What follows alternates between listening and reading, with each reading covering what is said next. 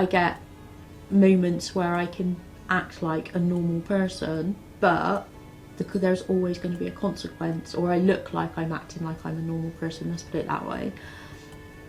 But there's always a consequence, and what you see on the outside isn't what's happening on the inside as well, which is it's kind of like my internal world is literally running a marathon. I mean, as she said herself, some days, she's really, really bad, and she's just basically in bed and can't do anything, and I have to lift her onto like a rollator or the wheelchair to get to the bathroom.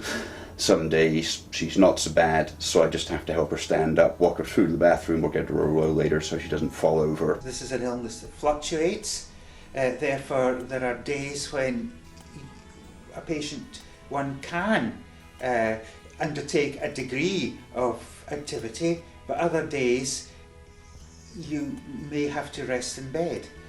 So how can you prove your level of disability if you're being assessed on a relatively good day?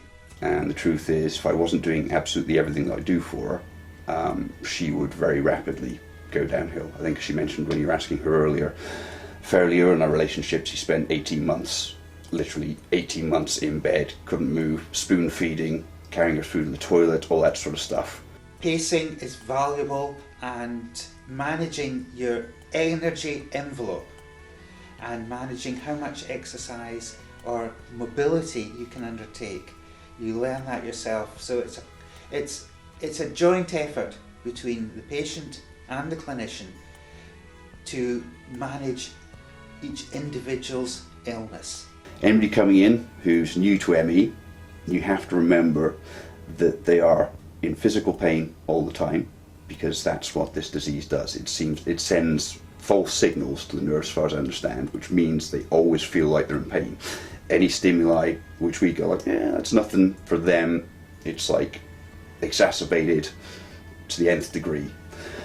They'll get tired really easy, so you really have to plan any activities. I know she always uses the spoon theory, you have so many spoons a day, which I always kind of like, oh, whatever, but the truth is, if she does a 2-hour activity, there's probably going to be a 4 or 5 day period of virtually no activity to make up for that. Everything has to be planned in the future. You have to also remember that, there's things which I've struggled with and I'm used to it. Light sensitivity is a major one, so we tend to have the house pretty much in dark. She's sitting in a darkened room most of the time. I've had to put blackout blinds and everything up. It's almost like she has a migraine a lot of the time.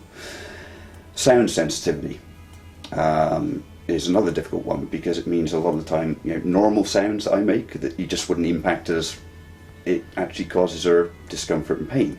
So you end up tiptoeing around, and you can't use a keyboard or something because of the clicking. But these are all things that are very real, and it has a huge impact on her.